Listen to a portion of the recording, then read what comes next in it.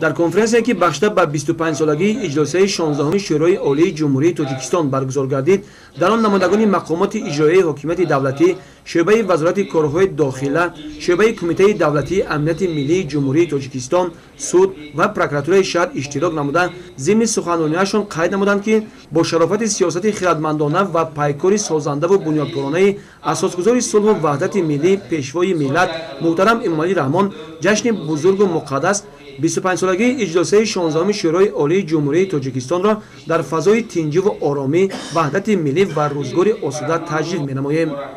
همچنین در این کنفرانس وکیلان اجلاس تقریصات 16 شورای عالی جمهوری تاجیکستان نیز اشتراک داشتند.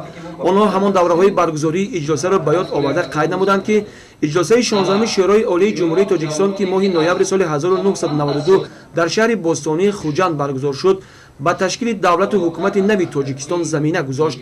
مقامات حفظ حقوق و ترتیبات جمعیتی، وزارت و کمیته ها از نو تشکیل یافتند. در زمینه با اعتماد صلح آشتی ملی و مهنت پرمحصول ساکنان مملکت هزارها انشاءات تعیینات اقتصادی و اجتماعی و فرهنگی و ورزشی ساخته به استفاده داده شدند و با صدها بناهای استحصالی معیشی در حال ساختمان قرار دارند.